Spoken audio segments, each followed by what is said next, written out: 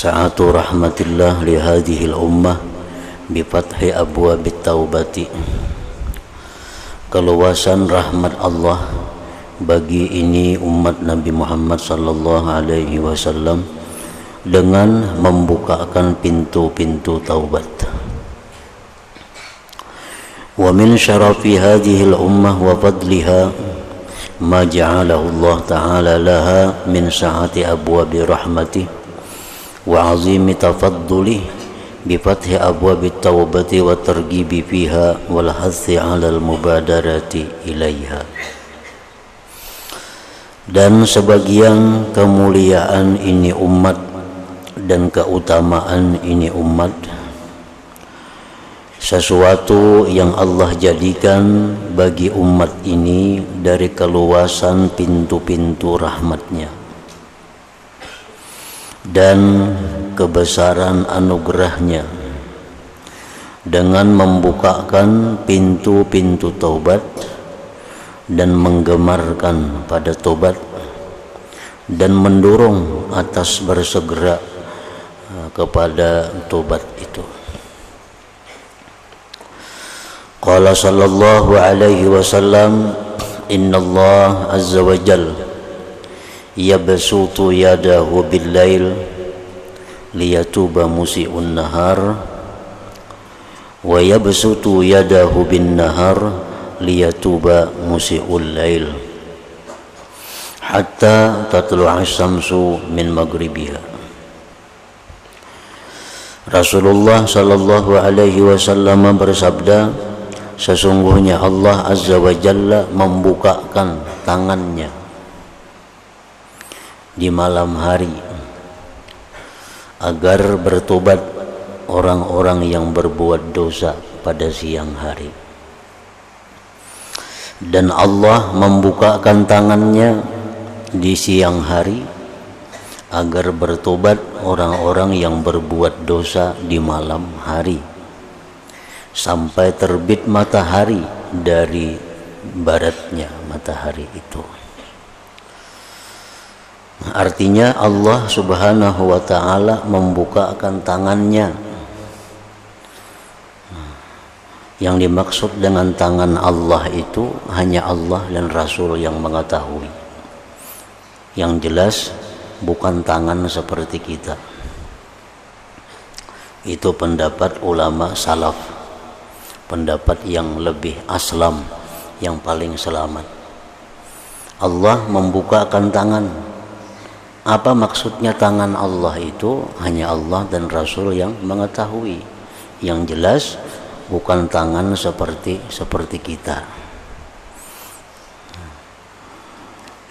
Namun pahamannya adalah bahwa Allah subhanahu wa ta'ala selalu menerima tobat orang yang bertobat, baik yang melakukan dosa di siang hari atau yang melakukan dosa di malam hari.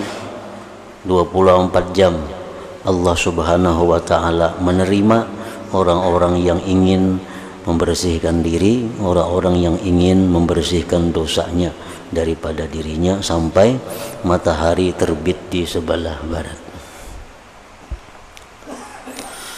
Wa qala sallallahu alaihi wasallam, man taba qabla an tatlu'a asy-syamsu min maghribiha, barang siapa yang tobat sebelum terbit matahari dari sebelah baratnya, taballahu alaihi, maka Allah pun menerima tobat orang tersebut. Berbagai macam pendapat para ulama mengenai jangka waktu matahari terbit di barat itu sampai hari kiamat itu. Ada sekian 40 tahun, ada yang mengatakan lebih, ada mengatakan kurang. Jarak waktu antara matahari terbit di barat sampai hari kiamat itu. Nah, apabila matahari sudah demikian, maka Islamnya orang kafir tidak diterima lagi, maka tobatnya orang yang fasik pun sudah kada diterima lagi. Wa qala sallallahu alaihi wasallam, inna min qibalil maghrib lababan masiratu ardihi arba'una ama aw sab'una sanah fatahahu Allah azza wa jalla litaubah yauma khalaqas samawati wal ard fala yughlikuhu hatta tatlu'a asy-syamsu minhu. Rasulullah bersabda lagi bahwasanya di jihad barat sana ada pintu yang luasnya itu perjalanan berkuda 40 tahun atau 70 tahun. Allah membukakan pintu itu untuk bertobat sejak hari diciptakan langit dan bumi. Tidak Allah tutup pintu itu sampai terbit matahari dari sebelah barat itu. Wa qad fataha lana sallallahu alaihi wasallam babar raja wa husniz zanni billah subhanahu wa ta'ala biqaulih. Dan sungguh membukakan bagi kita oleh Nabi sallallahu alaihi wasallam pintu harapan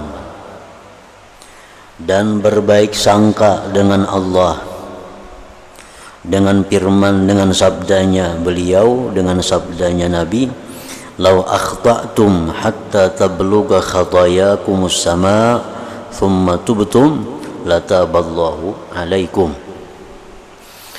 Andai kata kalian itu berbuat dosa sehingga sampai dosa kalian itu ke atas langit, kemudian kalian tobat kepada Allah, lataballahu alaikum, niscaya Allah menerima tobat itu atas kalian. Nah, ini artinya pintu harapan, di mana kita selalu berharap, disuruh dan disuruh pula berbaik sangka dengan Allah subhanahu wa ta'ala. Bila mana kita bertobat kepada Allah dengan tobat yang shadikah, yang benar, maka kita hendaknya berbaik sangka bahwa Allah menerima tobat kita itu. Wa qawlihi sallallahu alaihi wasallam, kullu ibni adam khata, tiap-tiap manusia itu banyak berbuat kesalahan. Wa khairul khatta'in, sebaik-baik orang yang berbuat kesalahan itu at-tawwabun, orang-orang yang tobat kepada Allah. Wa qawlihi sallallahu alaihi wasallam, inna abdan asaba zamba faqal ya rabbi inni aznabtu zamba faghfirhu li. Sesungguhnya ada seorang hamba yang memperbuat dosa, maka si hamba itu berkata, wahai Tuhanku, sesungguhnya aku telah melakukan dosa, maka ampunilah dosa itu bagiku. Faqala lahu rabbuhu, berkata bagi hamba itu Tuhannya, alima abdi anna lahu rabban yaghfiru dzamba wa ya'khudzu bih.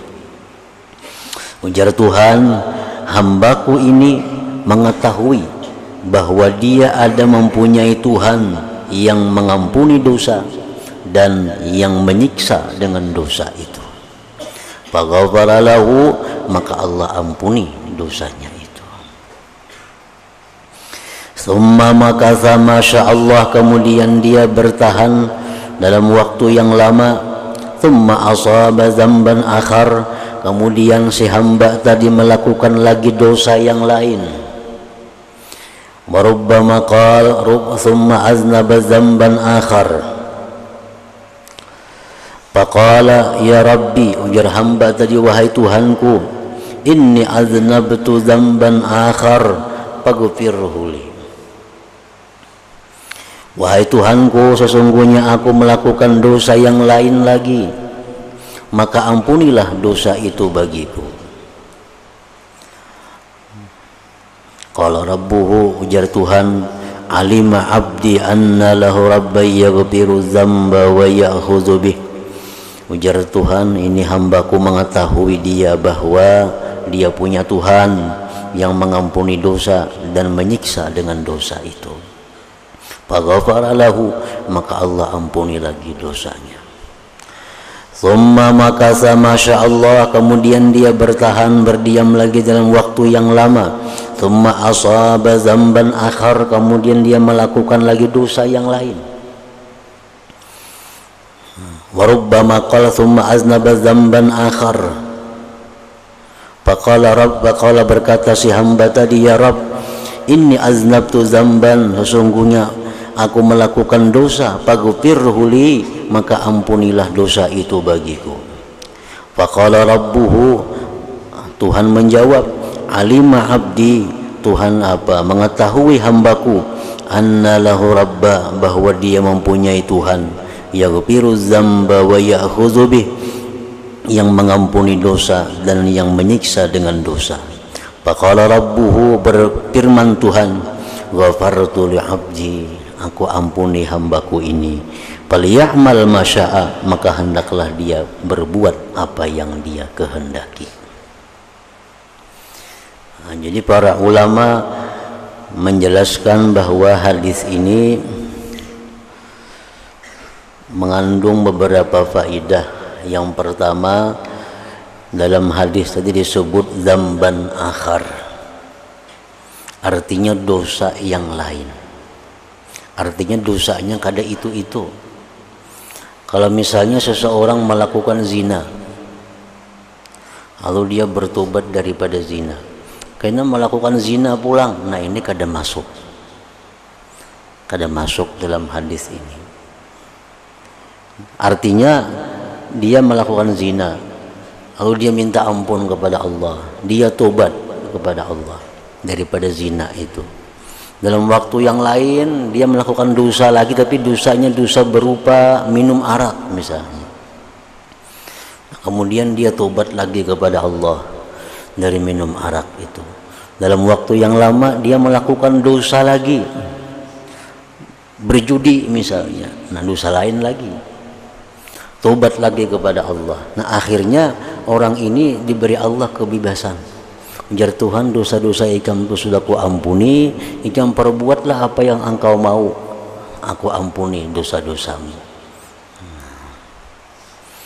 Nah, wa makna qaulihi, maksud hadis Nabi, falyamal masya'a, ujar Tuhan, dosa ikam ku ampuni, ikam perbuat apa yang ikam hendak, silahkan. Ini sekilas artinya Tuhan sudah membebaskan dia dari dosa. Falyamal masya, hendaklah dia berbuat apa yang dia mau. Artinya annahu ba'da hadzal afwil mutakarrir wa tilkal maghfiratil mutataba'ah sayahsulu indahu bi fadlillah minal haya ma yamna'uhu anil mukhalafah wa yahjuzuhu anil ma'siyah wa dzalika bi barakati istighfarihi wa taubatihi. Nah artinya bahwa ini hamba sesudah dapat ampunan berulang-ulang, maghfirah yang berturut-turut, selagi hasil di sisi hamba itu dengan anugerah Allah sifat malu yang mencegah dia dari menyalahi Allah, mendinding dia daripada maksiat. Dan itu adalah merupakan berkah dari istighfar dan tobat seorang hamba tadi. Artinya orang hamba ini berbuat dosa tobat, berbuat dosa tobat, berbuat dosa tobat. Nah akhirnya itu mendatangkan sifat malunya kepada Allah. Nah sifat malu itu mencegah dia untuk berbuat dosa di kemudian hari, walaupun dia disuruh Allah berbuat apapun yang dikehendaki. Nah itu maksudnya. Wa hadza yadullu ala fadlil istighfar wa taubah, ini menunjukkan atas keutamaan istighfar dan tobat. Wa anna mulazamataha wal hirsa 'alaiha wal ishtighala biha ta'udu 'ala al-'abdi bi khairatin kabirah wa barakatin 'azimah, bahwa melazimi tobat, ingin atas tobat, bekerja dengan tobat, itu kembali atas hamba dengan kebaikan yang besar dan berkah yang besar. Minha, setengahnya, azimu hayaihi minallah, besar malunya si hamba dari Allah, alladhi yu'ifuhu, yang mencegah malu itu akan hamba, anil ma'asi, dari maksiat, wal mukhalafah, dan menyalahi Allah. wal mukhalafah. Hatta law qila lahu farda, sehingga jikalau dikata bagi si hamba itu umpamanya, if'al ma syi'ta minal ma'asi, perbuatlah yang kamu kehendaki dari maksiat, fa innahu la yaf'alu, dia tidak akan melakukan lagi. Nah, hadza huwal ma'na, itulah makna alladzi waqa'a fi qalbi, yang ada dalam hatiku. Ujar musannif nih, wakilah yang dikatakan orang gairu dzalik, selain demikian. Nah, artinya bahwa istighfar, tobat itu akan mendatangkan sifat malu kepada seorang hamba terhadap Allah, yang dengan malu itu dia menjauhi kemaksiatan, menjauhi menyalahi apa yang disuruh diperintah oleh Allah. Wa min khasaisi hadhil ummah, setengah kamu kekhususan kelebihan ini umat lagi, anna taubatas shadiqata, bahwa taubat yang benar, tarfa'ul abda, itu bisa mengangkat hamba ila a'la darajatil kamal, kepada paling tinggi derajat sempurna, wa arfa'i maratibil jalal, paling tinggi martabat kebesaran, faya'lu wa ya'lu, maka dia naik dan naik. Bal qad yazidu ala katsirin min arbabil a'mal wal mujahadat, bahkan terkadang melebihi dia atas kebanyakan dari orang-orang yang beramal dan mujahadat. Orang ini mulai awal bagus jalannya, beribadah kepada Allah, taat kepada Allah, sampai 5, 6, 10 tahun. Ada nasaikung ini dalam 10 tahun ini aur maksiat saja digawinya, aur maksiat saja. Nah, si orang maksiat ini begitu dia dapat hidayah, dia tobat kepada Allah dengan benar-benar tobat, sehingga tobat yang benar itu diterima Allah, itu bisa-bisa kedudukannya ini melebihi orang yang sudah sejak lama beribadah kepada Allah dengan sebab tobat tadi. Nah, bal qad yazidu, bahkan terkadang, kada semuaan bang, cuma terkadang orang ini melebihi atas kebanyakan dari orang-orang yang beramal dan bermujahadah. Ini meluncat naiknya. Pada sama pada 10 tahun nang si A ini aur beribadah aja, 10 tahun si B aur maksiat saja. Begitu tobat si B ini kepada Allah dengan tobat yang benar, dengan tobat yang bagus, kedudukannya bisa lebih tinggi daripada orang yang sama dalam waktu beribadah kepada Allah. An Imran bin Husain radhiyallahu anhu anna imra'atan min Juhainah atat Rasulullah sallallahu alaihi wasallam wa hiya hubla minaz zina. Ini contohnya hadisnya. Ada seorang perempuan dari kabilah Juhainah datang kepada Rasulullah sallallahu alaihi wasallam, wa hiya hubla minaz zina, dia hamil daripada berzina.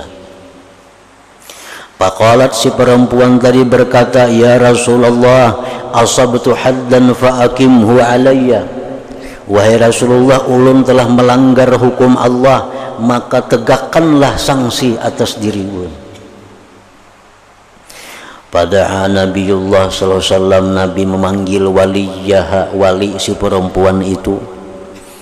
Faqala, ujar Nabi, ahsin ilaiha, berbuat baiklah kamu wahai si wali kepada perempuan ini. Fa iza wada'at, bila sudah dia melahirkan, fa'tini biha, bawalah kemari dia.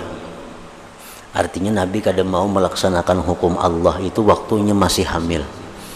Ini suruh balik ke rumah, pelihara, beri makan, bagus-bagus, dijaga baik-baik. Sudah melahirkan, kena bawa kemari. Bapak alam memperbuat si wali tadi. Nah, sampai melahirkan si anak tadi, bahkan ada yang mengatakan sampai menyusui 2 tahun. Fa'amara biha Nabiullah SAW, maka Nabi pun memerintahkan untuk dilaksanakan hukum rajam terhadap si perempuan yang berzina tadi. Karenanya sudah kawin, bini-bini ini sudah bersuami, berzina, itu hukumannya adalah rajam. Fasuddat 'alaiha thiyabuha, maka diikat atas si perempuan tadi pakaiannya. Summa amara biha, kemudian Nabi perintahkan rajam dengan perempuan itu. Farujimat, maka dirajamlah dia. Mati dirajam itu. Ini bila kada mati kada ampi. Dirajam ini dilimpari lawan batu-batu halus. Nah, jadi seorang perempuan didudukakan, dikelumbuni lawan kain, disuruh orang kampung datangan, disuruh melimpari lawan batu sampai mati. Nah, itu ngarannya rajam. Mati si perempuan tadi. Summa shalla alaih, lalu Nabi kita menyembahyangkan atasnya. Sudah mati kan disembahyangkan, Nabi jadi imam. Faqala lahu Umar, ujar Umar lawan Nabi, tusalli alaiha ya Rasulullah wa qad zanat. Wahai Rasulullah, engkau menyembahyangkan atasnya padahal dia telah berzina. Qal, jar Nabi, laqad tabat taubatan. Dia sudah tobat. Dia sudah tobat. Lau kusimat baina sab'in min ahlil Madinah, jikalau dibagi pahala tobatnya itu antara 70 orang penduduk Madinah, lawasi'atuhum, niscaya mencukupi, meluasi akan mereka itu. Nah, ini perempuan ini sekali tobat inya harap pada 70 orang Madinah. Pada orang Madinah tuh pahala sudah berlipat ganda daripada kita di sini. Kan sampai yang di Masjid Nabi pahalanya sudah berlipat ganda, beramal kebaikan di Madinah sudah berlipat ganda. Ini dengan tobatnya si perempuan tadi, dia bersedia untuk dirajam, akhirnya dia bersih dari dosa. Bahkan pahala tobatnya itu kalau dibagi kepada 70 orang penduduk Madinah. Penduduk sini mungkin berapa ribu orang. Wa hal wajadta afdala min an jadat bi nafsiha lillah azza wajal, adakah engkau temui wahai Umar orang yang lebih afdal daripada orang yang mengorbankan dirinya karena Allah azza wajalla. Ini kan orang ingin membersihkan dirinya karena Allah, karena dia merasa pernah berzina dan hukumannya dirajam, dia ingin bersih dari dosa itu, dia bersedia mengorbankan dirinya. Nah, ini contoh bahwa orang ini sekali tobat kepada Allah melebihi daripada orang yang baik-baik 70 orang.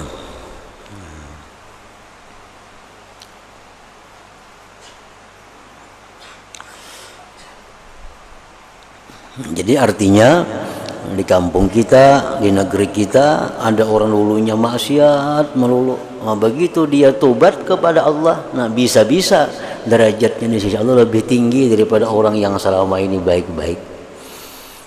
Martabatnya di sisi Allah bisa lebih mulia dari orang yang selama ini baik-baik dengan sebab dia tobat tadi. Nah, itu kelebihan yang diberikan Allah kepada umat Nabi kita ini.